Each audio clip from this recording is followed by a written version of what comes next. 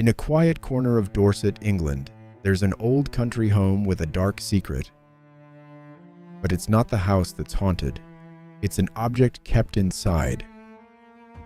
An object that, if you dare move it, is said to unleash blood-curdling screams that bring bad luck and even death.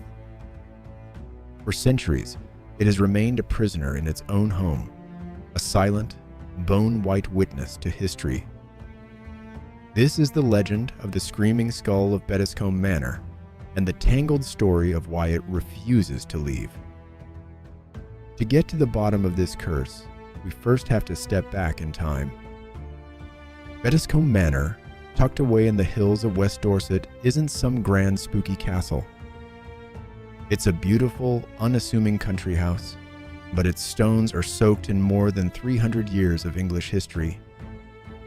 The story of the skull is tangled up with the family who called this place home for generations, the Pinneys. The Pinney family history is a complicated one, woven into English society and, most importantly, the British colonial empire. During the 17th and 18th centuries, like many families of their standing, the Pinneys had major financial interests in the West Indies, particularly on the island of Nevis. They owned sugar plantations, a business built on the brutal reality of the transatlantic slave trade. It's this connection to a distant, exploited land that planted the seed for the manor's chilling legend. A ghost of colonial history that would one day haunt the English countryside. You can still see the family's influence all around the area. There are memorials to the Pinneys in the local church of St. Stephen, just a short walk from the manor. And it was somewhere in this peaceful landscape that a promise was supposedly made. A promise that was broken, and a curse that was born. The most famous version of the story starts in the 18th century. A member of the Pinney family, often said to be John Frederick Pinney, or Azariah Pinney, was returning to Beddiscombe from Nevis. And he wasn't alone. The legend says he brought with him a faithful servant, an enslaved African man whose name has been lost to time, but whose story has become immortal. Soon after arriving in the cold, damp English climate, a world away from his Caribbean home, the servant became terribly sick. As he lay dying, he made one last, desperate request: that his body be returned to his homeland for burial.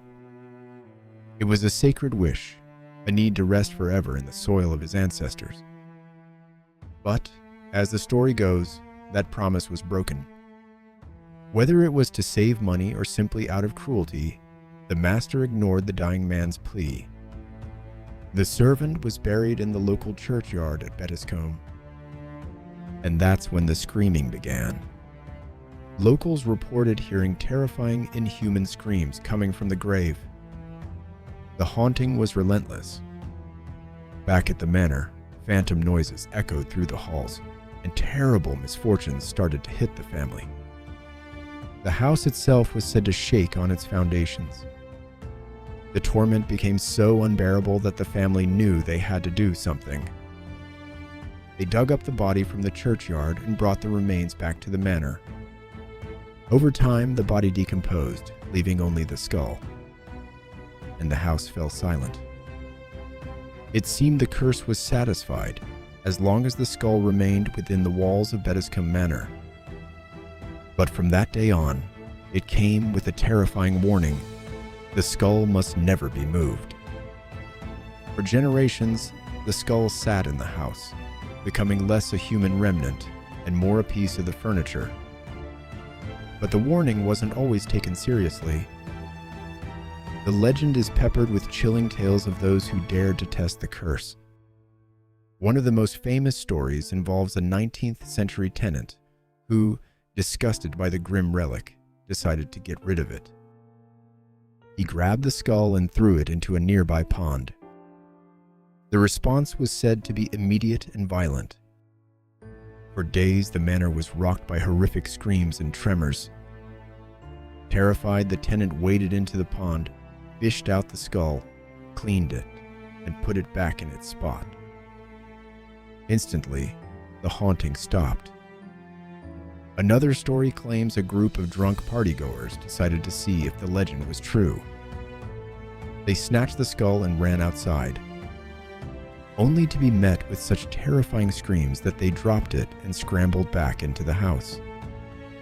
These stories, polished over decades, cemented the legend in local folklore. The folklorist John Symonds Udall, writing in the late 19th century, was key in documenting the tale.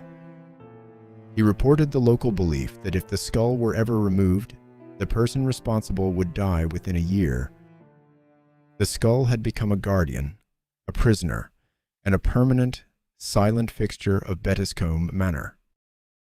For nearly 200 years, the legend of the enslaved man's skull was the accepted story.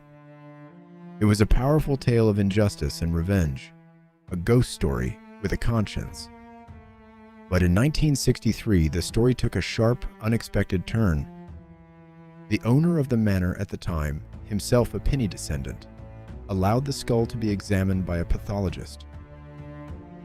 The goal was to finally get some answers, but the results didn't just add a new chapter to the story, they blew the whole legend wide open.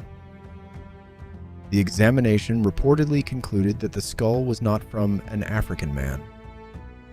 Instead, analysis suggested it was the skull of a female, likely of European descent. And the revelations didn't stop there. Some analysis suggested she might be ancient, possibly from the Bronze Age, making the skull between 2,000 and 4,000 years old. Suddenly, the entire foundation of the legend crumbled.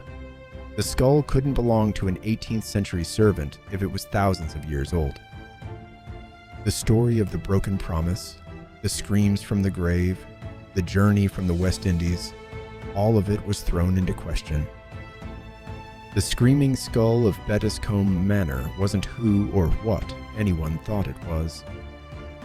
The search for the skull's real identity just opens up a rabbit hole of even deeper mysteries, from ancient rituals to forgotten folklore. Before we get into the theories, let me know what you think in the comments. Do you believe in curses, or is there always a rational explanation? And subscribe so you don't miss out. With the original story in doubt, new theories rushed in. One leading theory connects it to a nearby landmark, Pilsdon Pen, an Iron Age hill fort. It's possible the skull was dug up from an ancient burial site on or near the hill and brought to the manor for safekeeping. In some Celtic traditions, the head was the seat of the soul. Skulls were used as protective talismans for guardian spirits.